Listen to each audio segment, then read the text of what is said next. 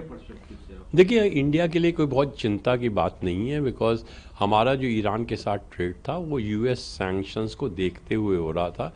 Indian industry, Indian banks बहुत conscious हैं कि किसी तरह की हम सैंक्शन वॉलेट ना करें।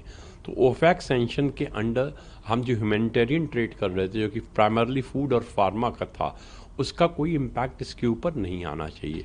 लेकिन जिस तरह का एक स्वीपिंग स्टेटमेंट दिया है, एक कुछ हम तरह की क्लैरिटी आनी चाहिए, जिससे कि जो डाउट है कि इवन ह्यूमैनिटेरियन सप्लाई में भी इम्पैक्टेड, जो कि मेरे को नहीं लगता है होना चाहिए, उससे जो इस तरह की जो दुविधा आ गई वो दूर हो सके।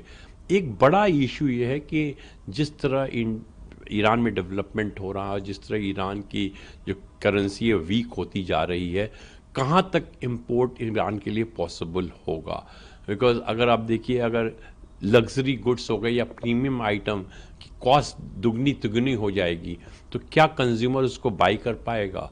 हमारे करीब 1500 से 2000 करोड़ के जो एक्सपोर्ट्स हैं, जो पाइपलाइन में हैं, उसमें एक्सपोर्ट चिंतित हैं, ना कि ये 25% टैरिफ के थ्रेट को देख के। बिल्कुल, बिकॉज कि अगर करेंसी बहुत ज़्यादा डेप्रिशिएट होती है तो बायर्स जो हैं वो कहीं बैकआउट ना करने, क्योंकि उनको लगेगा कि फाइनली वो कंज्यूमर वो गुड्स उस प्राइस पे लेगा नहीं। तो ये एक चिंता का कारण ज़्यादा बना हुआ है। सर, यूएस इन्वेस्टर का देखते हो जहां उन्होंने ट्रेड को लेकर बातचीत फिर से शुरू होने के लिए?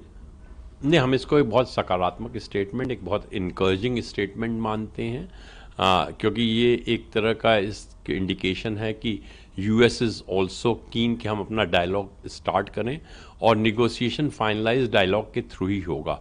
तो एक पॉजिटिव स्टेटमेंट है, और हम उम्मीद करते हैं कि इस स्टेटमेंट पे बिल्ड करके दोनों साइड इनिशिएटिव लेगी, जिससे कि यूएस इंडिया बीटीए जो है, जो भी थोड़ी बहुत चीज़ में रह गई हैं उसको हम रिजॉल्व कर लें और बीटीए ऑपरेशन हो जाए।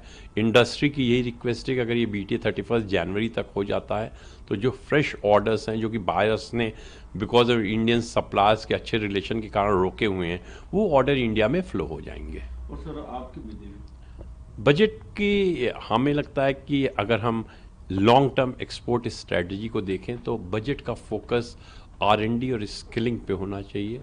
आर&डी की बहुत ज़्यादा रिक्वायरमेंट है, बिकॉज अगर एक्सपोर्ट मार्केट में आपको रहना तो आपको कॉन्स्टेंटली इनोवेट करना पड़ेगा। आर&डी स्पेंडिंग इंडिया की अभी भी बहुत लो है, और आर&डी ग्लोबली इंसेंटिवाइज की जाती है, क्योंकि ये एक ऐसा क्षेत्र है जहाँ पे कि बहुत ज़्यादा अनिश्चितताएं रहती हैं और जेस्टेशन पीरियड भी बहुत ज़्यादा होता है।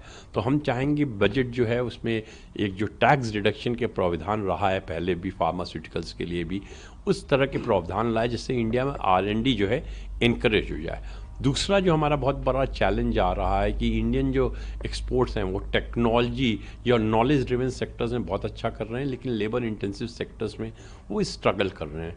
उसमें एक बहुत बड़ा इशू स्किल को लेके भी हो रहा है। हमको क्वालिटी प्रोडक्ट, स्टैंडर्डाइज प्रोडक्ट बनाते हैं, उसके लिए स्किलिंग की बहुत ज़्यादा रिक्वायरमेंट है, और अब स्किलिंग के साथ री स्किलिंग और अप स्किलिंग की भी ज़रूरत आ गई है।